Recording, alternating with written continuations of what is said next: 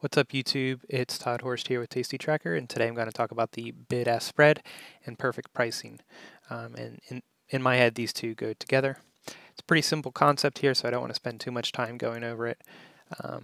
But the bid is what a buyer is willing to pay for something. The ask is what the seller is asking for and willing to accept. So, quick example here is I'm typically selling. That's the standard position I do. So say I want to sell a put, and I want to sell that for $10. Somebody else is only willing to buy it for $8, and so we can't come to an agreement on that price. The spread there would be $2, the difference between $8 and $10. And so most commonly you'll hear about the mid price, which is just what's in between there. So that would be 9. That would be the price that will sort of be the starting ground for the two parties to negotiate on price, with the thought being there that they'll both come in equal distance. But if you want to fill it immediately, you're going to have to go to the other end. So if you're a buyer, that buyer would have to come up to me at $10, or if I'm the seller and I want to get it filled immediately, then I can go down to $8.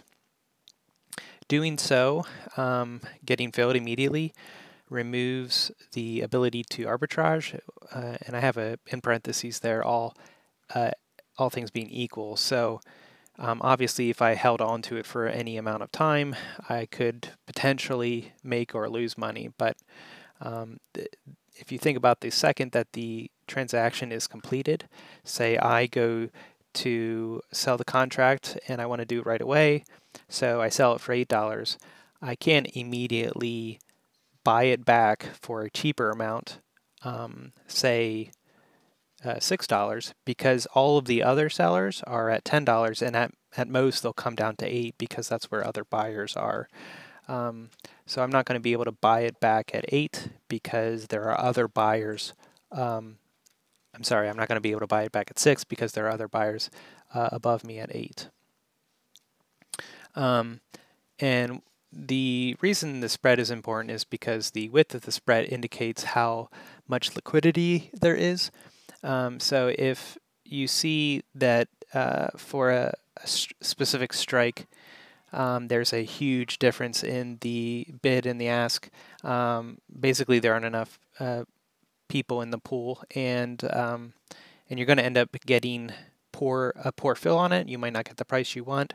And more importantly, when you go to close that out, you might not be able to close it out in a timely manner. And so you might not be able to get the fill that you need to when you need it. One thing I didn't say here is the natural price is sort of what it is on the opposite end. And I'll show you what this looks like in Tastyworks.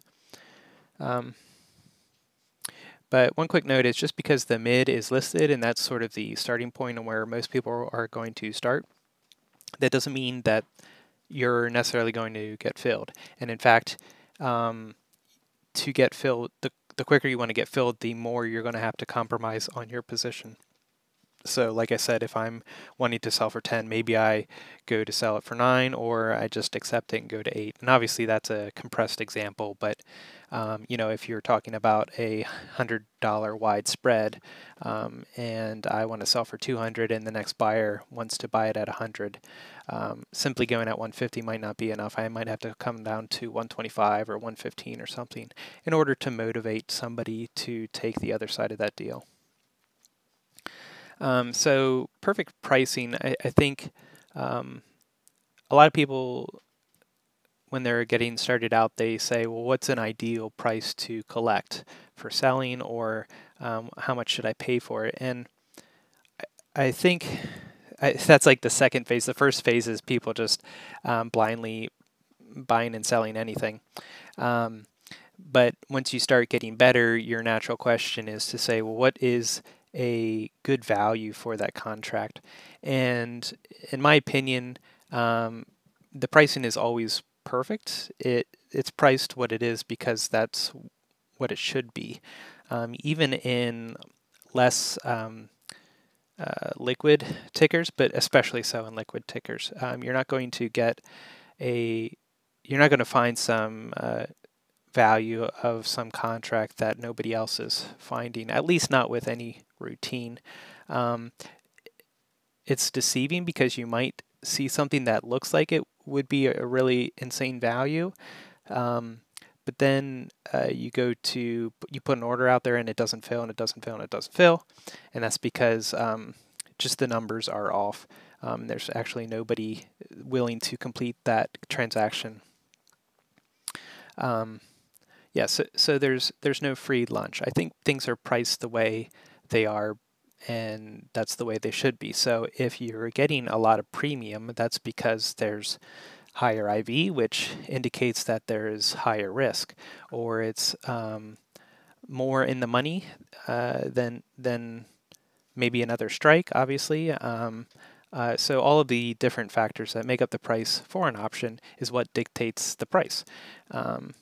So anyway, if you have specific ideals in your head and a hard rule that you won't cross past a certain line, I think you'll miss out on opportunity. I think you have to be a little bit more fluid. You can have an idea in your head of what you would like. For example, I like to get around $160 for a $5 wide spread. But if you watch my trades, they're all over the place, and that's because sometimes I'll choose 30% instead of a 40% in the money strike, or I might choose different expirations, or the tickers have different IV. So again, all of these different factors are what build the price, and you're not really going to be able to get something that's an extremely good value without you're not going to be able to collect a lot of premium without taking the associated risk. I hope that made sense.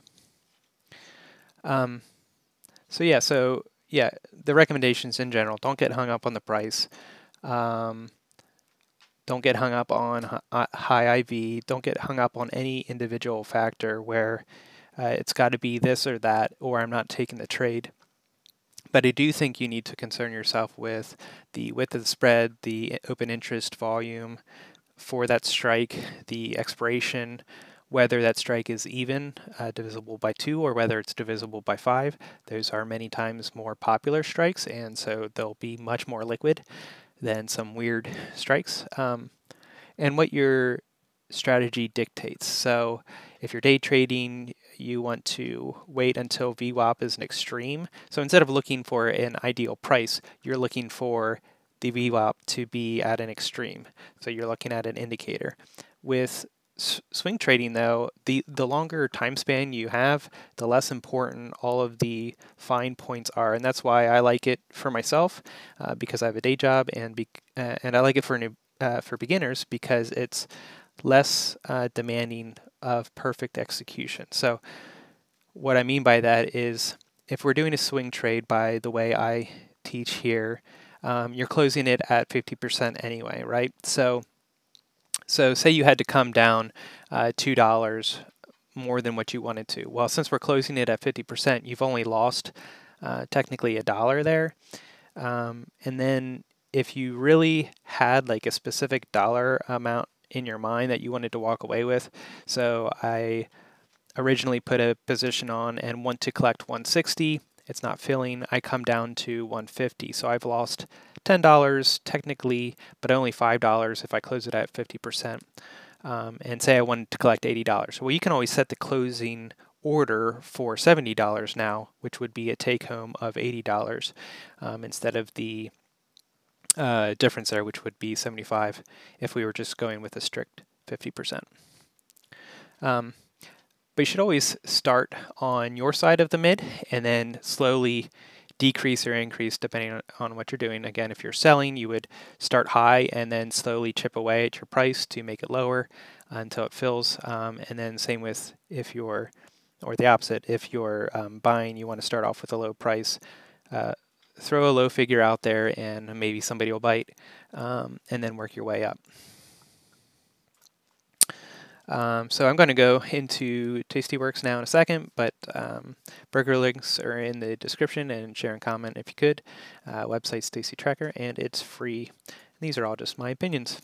Okay, so over here in Tastyworks, if I go into trade and say I want to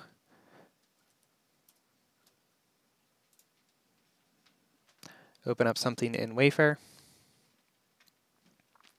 you can click on this column, you can see the volume.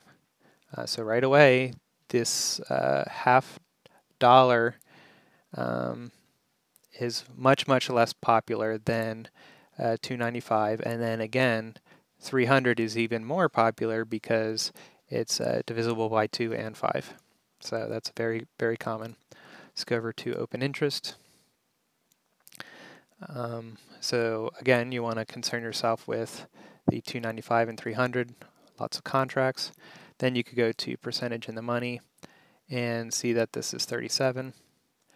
So just with this, we can see this is the bid column, and then this is the ask. There's a 20, not a $20. There's quite a spread there, $220.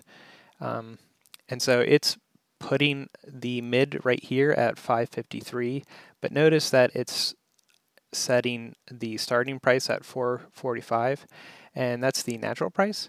Now if I change that to a buyer, now the natural price is over here at the 660. See how it flipped? And again, I have it set in my, if you go into settings here, you can change it to default to mid or default to natural. I have mine set to natural just because I don't want to adjust a million times. But that gets balanced out a bit when you do a spread. So if I do something like that, now 150 is the price that it's starting off with, and the mid is 154, right? So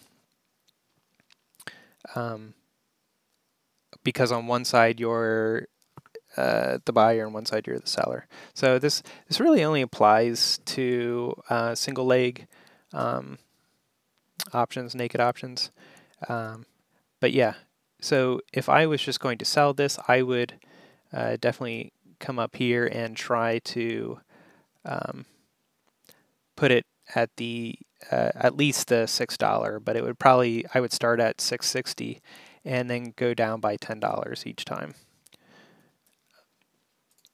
So I'd start there. Of course, I don't have enough balance in this account. This is the small account challenge.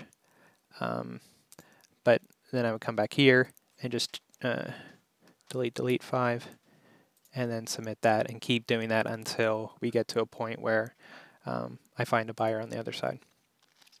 I think that's really all I had to cover here. If you have any questions about the bid ask or perfect pricing, let me know. Thanks.